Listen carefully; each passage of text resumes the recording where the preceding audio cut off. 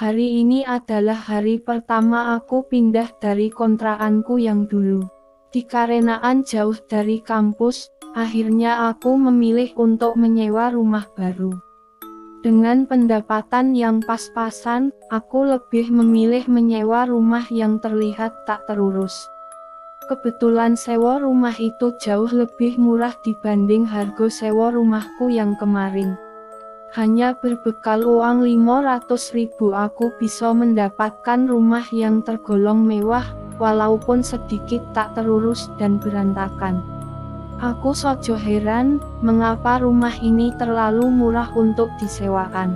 Bukankah rumah ini besar dan luas? Tapi aku akan tetap tinggal di sini berdua. Selama ini aku tinggal berdua dengan teman sekampusku. Kami dari kampung yang merantau ke kota hanya sekedar mencari ilmu dan mimpi. Rumah ini sepertinya lomo ditinggalkan, buktinya tak ada satu barang pun yang terlihat layak untuk dipakai, ujar Sherry temanku. Aku hanya terdiam dan tak menggubris omongan Sherry, karena aku pikir memang benar, tak ada satu barang pun yang terlihat sempurna. Semuanya lapuk dan benar-benar tak bisa dipakai. Setelah membereskan ruang tamu, aku langsung menuju ruang tengah dan segera membersihkan sementara Sherry membersihkan ruang dapur. Kami memang terlihat kompak dalam hal seperti ini.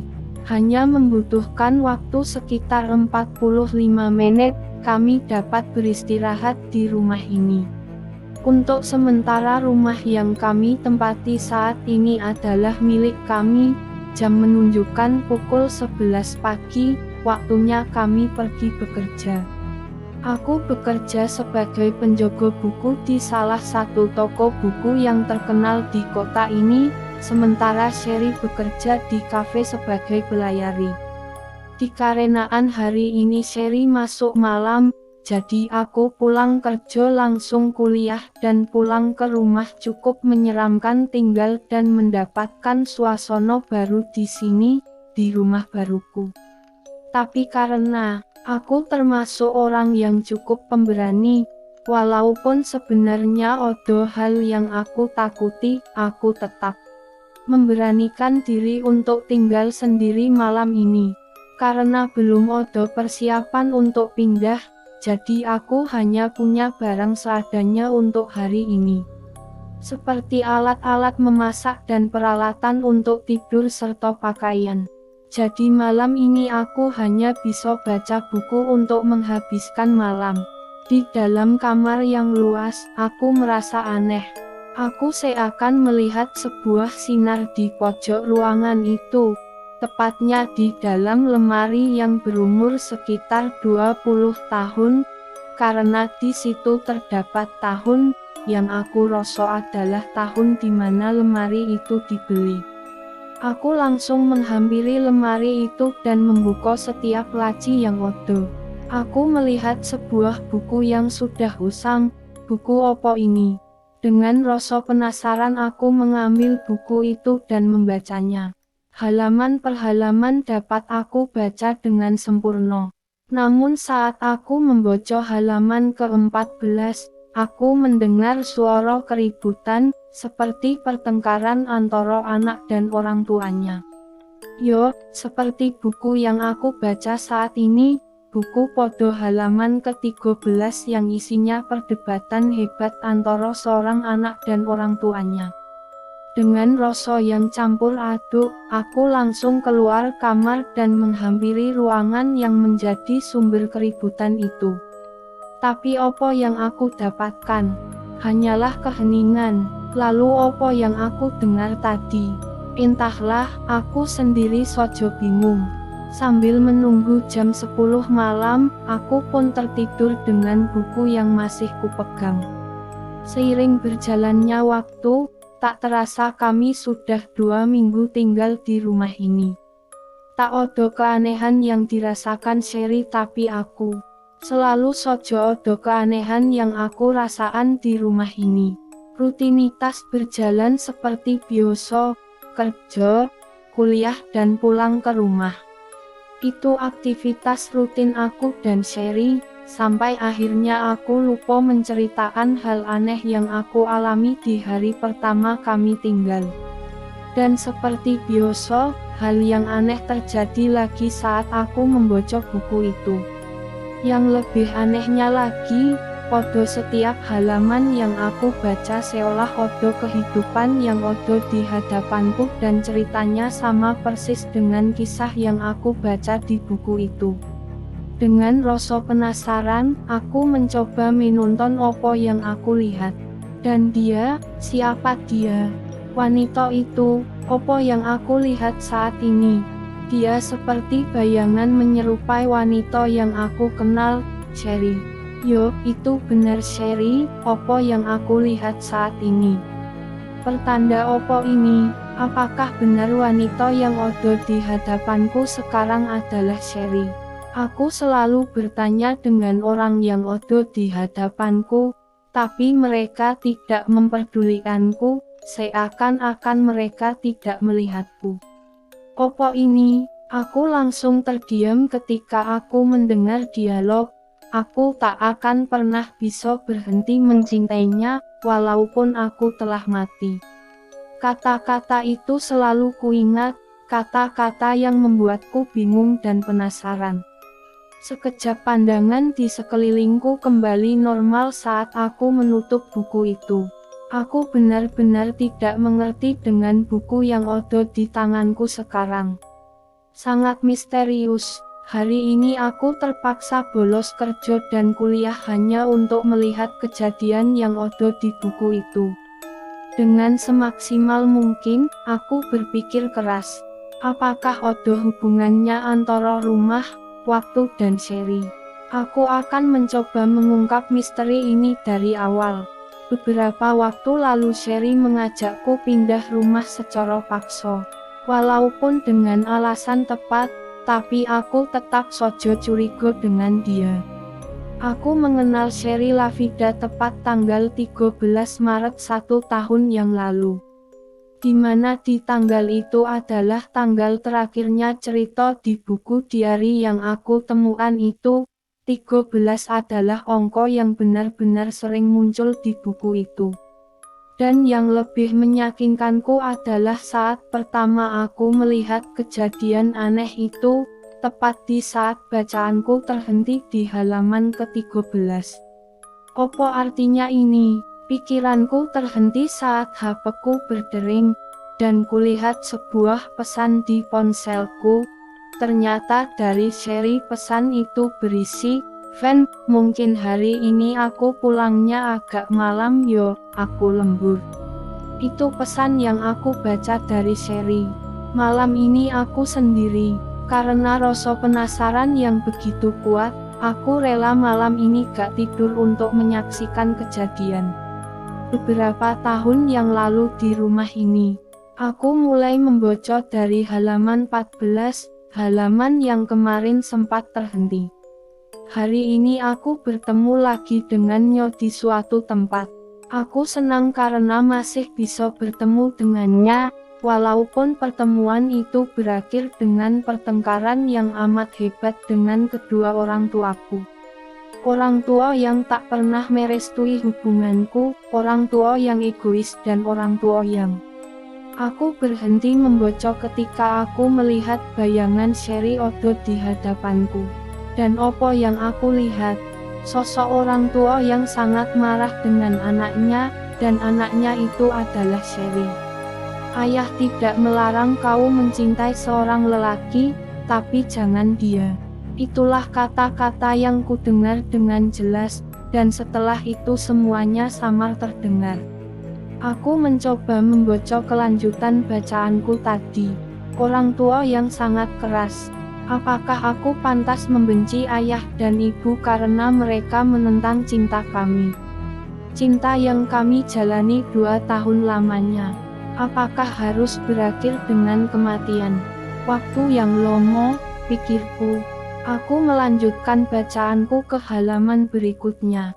Tapi sebelum aku melanjutkannya, aku merasa kakiku sangat berat, seolah-olah ingin melangkah tanpa aku suruh. Aku mencoba melemaskan kaki ini dan melangkah ke arah yang ingin dituju. Dan apa yang aku lihat sekarang? Darah, yo, darahlah yang aku lihat tepat di bawah kakiku. Aku ambil darah itu dan aku cium, ternyata darah itu masih segar, sepertinya belum lomo. Bau amis yang aku cium sangat meyakinkan bahwa cairan merah itu benar-benar darah.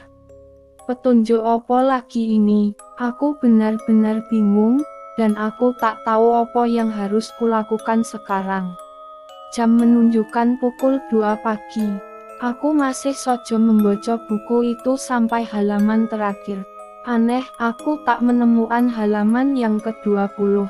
Aku mencari halaman itu di lemari, di lantai, di dalam buku dan sampai di ruang tamu, tapi aku tak menemukannya. Akhirnya aku menyerah, mungkin halaman itu memang tak ditulis. Aku hanya membaca halaman terakhir saja yang isinya seperti ini. Ayah, maafkan Sally. Sally sangat mencintainya, seperti ayah mencintai ibu. Tolong izinkan Sally untuk memilikinya. Sally, jadi nama perempuan itu Sally. Aku kembali berpikir, cuma beda tipis antara Sally dan Sherry. Di tengah-tengah keheningan malam, tiba-tiba aku mendengar tangisan yang begitu pilu dan sangat menyayat hati. Di saat mendengar tangisan itu, aku langsung ikut menangis, dan menangis. Setelah tangisanku terhenti, aku langsung mencari asal dari tangisan perempuan itu. Tapi sebelum mendapatkan apa yang aku inginkan, aku kembali melihat darah yang begitu banyak dan seolah-olah darah itu berjalan menuju kakiku. Aku mencoba berlari, namun kakiku benar-benar terasa berat, bahkan tak bisa digerakkan. Tangisan itu terhenti, dan kembali hening. Darah yang ada pun hilang. Aku kembali duduk di ruang tamu sambil mendengar sebuah percakapan yang terdengar samar. Percakapan itu sepertinya tidak asing bagiku. Yo, ternyata apa yang kudengar adalah percakapan antara Sally dan ayahnya. Saat itu ayahnya benar-benar sangat marah, sampai-sampai memukul-mukul meja. Semakin sadis yang aku lihat, lelaki itu membentak-bentak Sally. Baiklah ayah tak pernah merestui hubungan kami, lebih baik ayah bunuh Sally. Sally rela mati di tangan ayah. Itu adalah kata-kata yang keluar dari mulut Sally. Dan seperti yang aku lihat, lelaki itu berkata yang membuatku benar-benar tak percaya. Baiklah. Jika itu yang kamu inginkan, aku akan membunuhmu.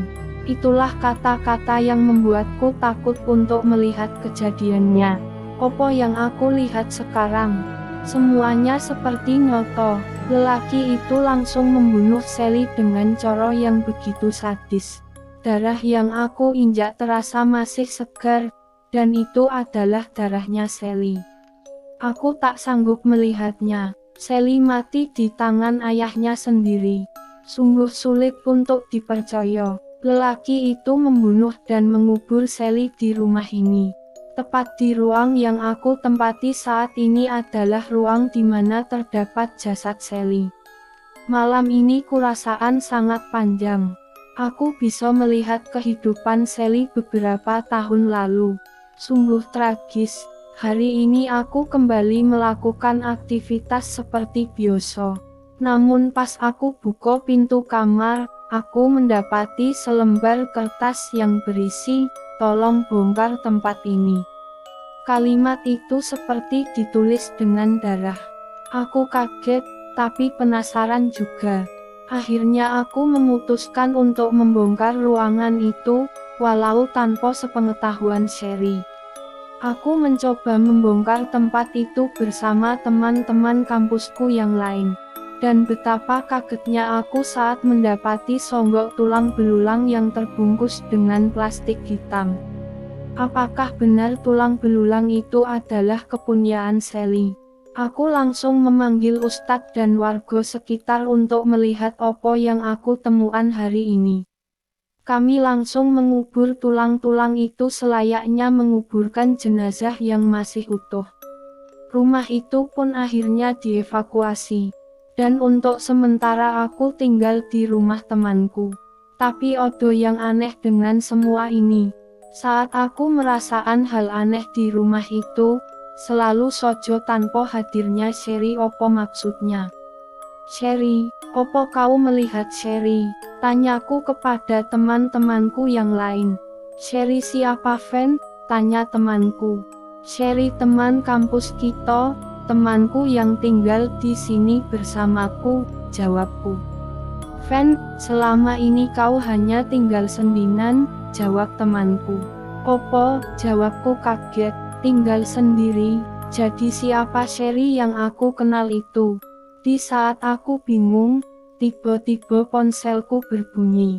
Aku mendapat sebuah pesan, dan pesan itu dari Sherry. Van, aku Sally. Sally adalah Sherry. Terima kasih yo Van, kamu sudah bantu aku. Mungkin kamu tak mengerti dengan konflik yang aku alami beberapa tahun yang lalu, karena aku tak pernah menceritakannya padamu. Dialah Van. Dia adalah lelaki yang sangat aku sayangi. Ayahku sangat membencinya karena dia adalah anak dari musuh ayahku. Cinta kami ditentangnya, bahkan sampai detik terakhirku. Aku tak rela dia menjadi korban pembalasan dendam dari ayahku, makanya aku berani mati saat aku membela dia. Sekali lagi, terima kasih Yoveni. Kamu sudah membuatku tenang di surga. Aku tak meminta lebih dari perkenalan kita setahun lalu. Aku hanya ingin kamu mengungkap penyebab kematianku dan menguburkanku dengan selayaknya. Terima kasih sudah mendengar cerita ini, tunggu cerita yang lainnya yuk.